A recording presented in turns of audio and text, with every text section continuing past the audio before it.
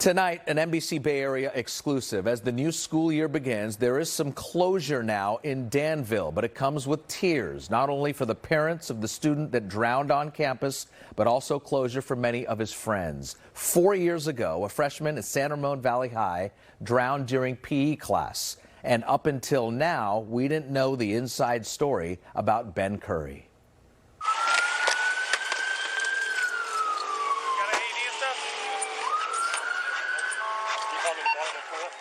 We want the truth to come out. This is what really happened to the boy that drowned in the high school swimming pool on May 8th, 2018. There were a lot of stories about how Ben Curry ended up on this pool deck at San Ramon Valley High School. And one of my students walked over to the folks. They were about to get in the way. He goes, "Miss Lee, there's a kid at the bottom of the pool." The true story, his family says, is one of mistakes, missed warning signs, and rumors. It was so hard for me. It was hard to believe he was gone. Ben was a 15-year-old freshman who loved basketball and hanging out with his friends. But behind that smile and piercing blue eyes was a teenager suffering from depression. In the hours, days, and weeks following his death, the tight-knit community of Danville was scrambling for answers. And according to his parents, it was his depression that sparked a false narrative that Ben killed himself on campus. That was the rumor that took off, and I think it was perpetuated by the school. Were you aware of the rumors being circulated that Ben had killed himself? Yes. How did you become aware of those rumors? I think staff had mentioned it to me pretty early on, as others had read social media. Flowers and prayers eventually turned into depositions and a lawsuit filed by the Curry family. It wasn't depression that killed Ben Curry. It was a PE class that took his final breath. Civil court records reveal Curry was among 57 students instructed to tread water for 3 minutes. But the teacher added extra time, and that's when Ben Curry sank to the bottom of the pool, and nobody seemed to notice. As I walked by the pool, I didn't notice anybody in the water. No students had said anything if anybody was in the water. The teacher in charge, Aaron Becker, who's also the varsity football coach. This is from his police interview the day of the drowning. There is surveillance video of the actual drowning, but it was legally sealed by a judge in Contra Costa County after a request from the school district. Tell me what we see in that video, what you see. So what you can see in the video is that they treaded water. It appears for almost 4 minutes, even though it was supposed to be 3. And we learned that he told the kids that they couldn't hold on, and if anyone held on, he'd add more time. And you see Becker with many of the kids still in the pool, turn around on the diving board with his back to the pool, step down, sit with his back to the pool, putting on his socks and shoes to leave for lunch.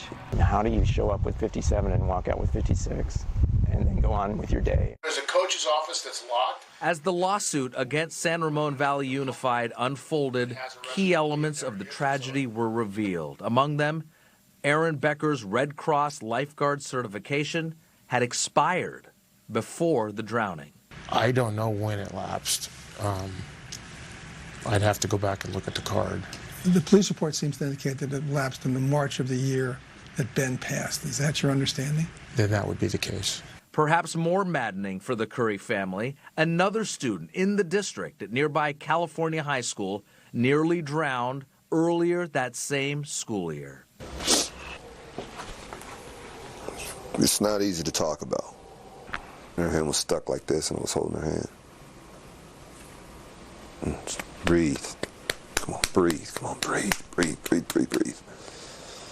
And finally, she kicked up, started spitting up water. That's PE teacher Leonard Matthews, 2 years after saving that other student's life at a deposition for the Curry family's lawsuit.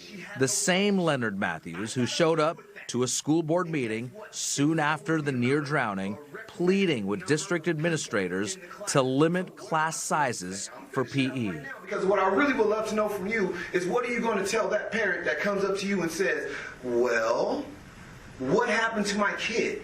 The teacher says, because I'm going to tell the truth, I'm a Christian man. I'm going to tell the truth that we had too many students in that class. And what are you going to say?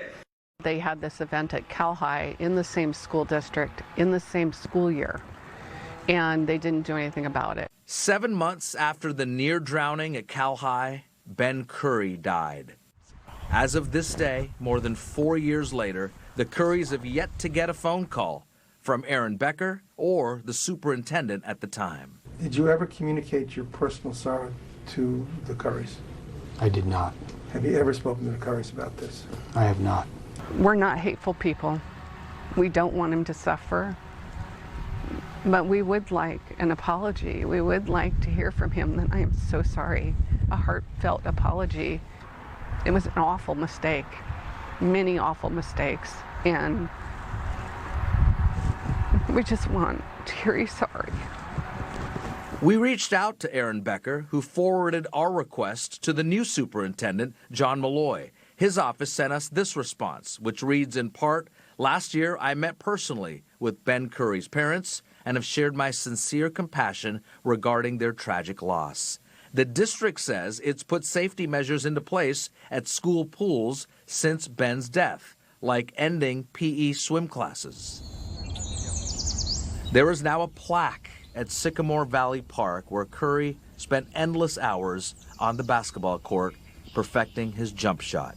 Despite their pain, the Currys have no plans to get away from it all and leave Danville. Why would they? This is Ben's hometown. I waited 42 years to have this child. And I'm so grateful that I got to have him for 15 years and that I can say Benjamin Curry was my boy. Karen and Tom Curry settled their lawsuit with the school district in 2020 for $8 million. The district did not admit any fault. The Currys don't care much about the money. The lawsuit was the only way to get the truth about the drowning. One more note, many of Ben Curry's friends are now headed off to college, and they're still in touch with the parents. Karen and Tom say that brings them a lot of joy.